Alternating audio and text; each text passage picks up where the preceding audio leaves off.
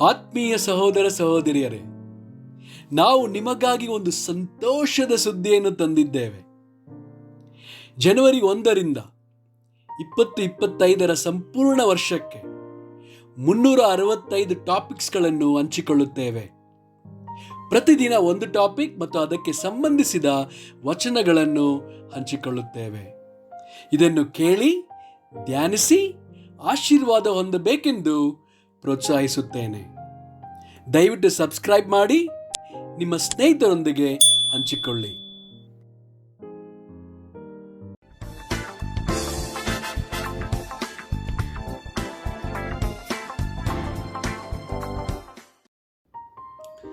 ಇಂದು ದಿನ 180, ಟಾಪಿಕ್ ಕಪಟತನ. ಯೆಶಾಯ 29 ವಚನ 13. ಮತ್ತು ಯೆಹೋವನು, ಈ ಜನರು ಮಾತಿನಿಂದ ನನ್ನನ್ನು ಸಮೀಪಿಸಿ ತುಟಿಯಿಂದ ನನ್ನನ್ನು ಸನ್ಮಾನಿಸುತ್ತಾರೆ, ಮನಸ್ಸನ್ನೋ ದೂರ ಮಾಡಿಕೊಂಡು ಬಾಯಿಪಾಠವಾಗಿ ಕಲಿತಿರುವ ಮನುಷ್ಯರ ಆಜ್ಞೆಗೆ ಸರಿಯಾದ ಭಯಭಕ್ತಿಯನ್ನು ಮಾತ್ರ ನನ್ನಲ್ಲಿಟ್ಟಿದ್ದಾರೆ. ಮತ್ತಾಯ 6 ವಚನ 1. ಜನರು ನೋಡಲಿ ಎಂದು ನಿಮ್ಮ ಧರ್ಮ ಕಾರ್ಯಗಳನ್ನು ಅವರ ಮುಂದೆ ಮಾಡಬಾರದು. ನೋಡಿರಿ, ಹಾಗೆ ಮಾಡಿದರೆ ಪರಲೋಕದಲ್ಲಿರುವ ನಿಮ್ಮ ತಂದೆಯ ಹತ್ತಿರ ನಿಮಗೆ ಫಲ ದೊರೆಯದು. ಮತ್ತಾಯ 7 ವಚನ 3-5.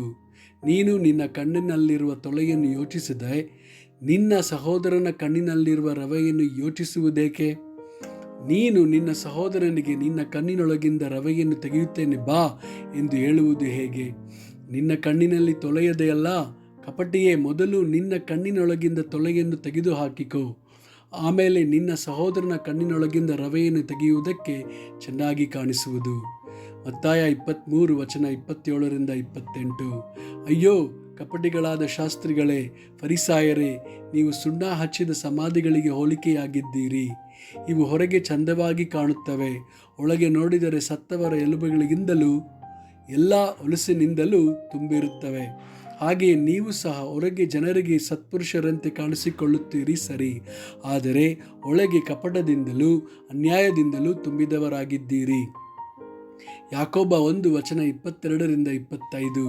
ವಾಕ್ಯದ ಪ್ರಕಾರ ನಡೆಯುವವರಾಗಿರಿ, ಅದನ್ನು ಕೇಳುವವರು ಮಾತ್ರವೇ ಆಗಿದ್ದು ನಿಮ್ಮನ್ನು ನೀವೇ ಮೋಸಗೊಳಿಸಬೇಡಿರಿ. ಯಾವನಾದರೂ ವಾಕ್ಯವನ್ನು ಕೇಳುವನಾದರೂ ಅದರ ಪ್ರಕಾರ ನಡೆಯದಿದ್ದರೆ ಅವನು ಕನ್ನಡಿಯಲ್ಲಿ ತನ್ನ ಹುಟ್ಟು ಮುಖವನ್ನು ನೋಡಿದ ಮನುಷ್ಯನಂತಿರುವನು. ಇವನು ತನ್ನನ್ನು ನೋಡಿಕೊಂಡು ಹೋಗಿ ತಾನು ಹೀಗಿದ್ದೇನೆಂಬುದನ್ನು ಆ ಕ್ಷಣವೇ ಮರೆತು ಬಿಡುವನು. ಆದರೆ ಬಿಡುಗಡೆಯನ್ನುಂಟು ಮಾಡುವ ಸರ್ವೋತ್ತಮ ಧರ್ಮ ಪ್ರಮಾಣವನ್ನು ಲಕ್ಷ್ಯ ಕೊಟ್ಟು ನೋಡಿ ಇನ್ನೂ ನೋಡುತ್ತಲೇ ಇರುವವನು ವಾಕ್ಯವನ್ನು ಕೇಳಿ ಮರೆತು ಹೋಗುವನಾಗಿರದೆ ಅದರ ಪ್ರಕಾರ ನಡೆಯುವನಾಗಿದ್ದು ತನ್ನ ನಡತೆಯಿಂದ ಧನ್ಯನಾಗುವನು. ಆಮೆನ್.